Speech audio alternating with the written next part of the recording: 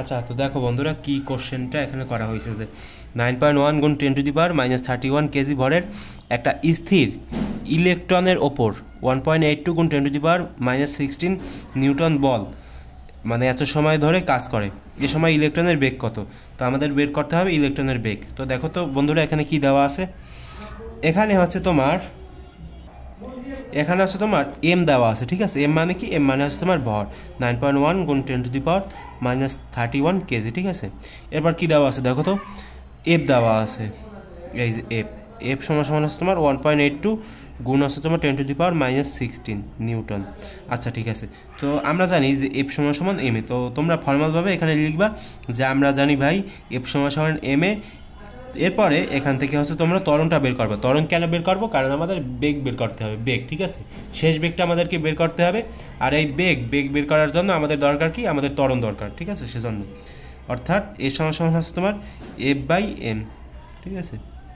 তো দেখো এফ এর জায়গায় এফ এর মানটা উপরে দিয়ে দাও, 1.82 গুণ 10⁻⁻16 নিউটন। এরপর নিচে হবে তোমার 9.1 গুণ 10⁻31। তো দেখো ক্যালকুলেটারে কীভাবে ইনপুট করবা সেগুলো একটু দেখো, খুব ভালোভাবে খেয়াল করো সবাই। 1.82 গুণ 10⁻⁻16, ঠিক আছে ভাই। এরপর নিচে দেখো 9.1। এগুলো যে অনেক কঠিন এরকম না, এগুলো ক্যালকুলেটারে উঠানো খুবই সোজা যদি একবার শিখে যাও তাহলে। এগুলো কিন্তু এখন আমার কাছে কোনো বিষয় না, কারণ কি? কারণ ভাই আমি তো এগুলো, ওকে তো ডিলিট হয়ে গেছে, এই যে দেখো ডিলিট হলে আবার উপরে চাপ দেবে তাহলে আবার আসবে 2 গুণ 10⁻14, 2 গুণ 10⁻14 মিটার/সেকেন্ড², ঠিক আছে। আচ্ছা গেল। এখন এটা হচ্ছে আমার এ মানে কি? এ মানে হচ্ছে তো আমার ত্বরণ। তো ত্বরণ আমার বের হয়েছে। আর আচ্ছা দেখতে কি পেরেছো তোমরা নাকি সমস্যা হয়েছে? আচ্ছা না, সমস্যা নেই। তো দেখো আমাদের এ বের হয়েছে, ঠিক আছে। এখন আমরা বের করবো কি? এখন হচ্ছে আমরা ভাই বেগ বের করবো। বেগ কোন বেগ বের করবো? এই যে এইটা বের করবো, ভি সমান ইউ প্লাস এটি। এই সূত্র দিয়ে এখন আমরা বেগ বের করবো। তো দেখো আসলে বিষয়টা কি যে একটু গতিবিদ্যার সাথে মিলে যায় না?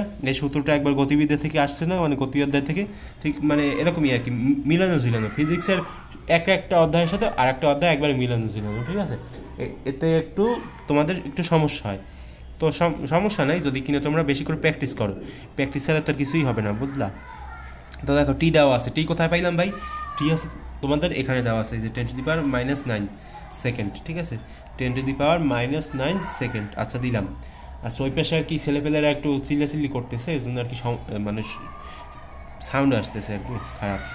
তো দেখো এ মানে কি? এ মানে হচ্ছে তোমার 2 গুণ 10⁻14 মিটার/সেকেন্ড²। এরপর হচ্ছে তোমার ইউ কত? এটা কিন্তু এটা কিন্তু ইউ না, ইউ হচ্ছে এখানে, ইউ হচ্ছে তোমার 0 মিটার/সেকেন্ড। আচ্ছা সব মানগুলো উঠিয়ে দাও, দেখো কত আসে। এখানে 0, অর্থাৎ 0 দেখার দরকার নেই, তার মানে এটি। তো এটির জায়গায় তুমি কি লিখতে পারো? 2 গুণ 10⁻14 গুণ হচ্ছে তোমার 10⁻⁻9 সেকেন্ড। তো এখন এগুলো ক্যালকুলেটারে উঠাও। কীভাবে উঠাবা? এই যে দেখো 2 গুণ 10⁻14, এরপর হচ্ছে তোমার গুণ 10⁻⁻19, দেখো কত আসে। 2 গুণ 10⁻⁻5, 2 গুণ 10⁻⁻5 মিটার/সেকেন্ড, বুঝলা? তো এরকমভাবে তোমরা এগুলো কি করতে পারবা বলো? এগুলো হচ্ছে তোমরা করে ফেলতে পারবা খুব সহজে।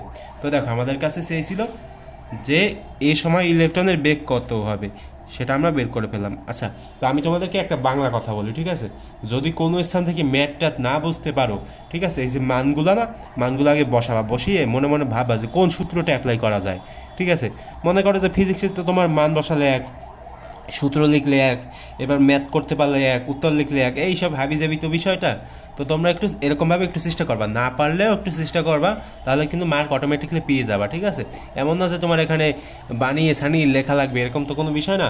শুধু একটু উঠিয়ে দেবা, তাহলে কিন্তু বিষয়টা শেষ, বুঝলা? আচ্ছা ভাইরা, তো দেখতে থাকো পরের ভিডিওগুলো।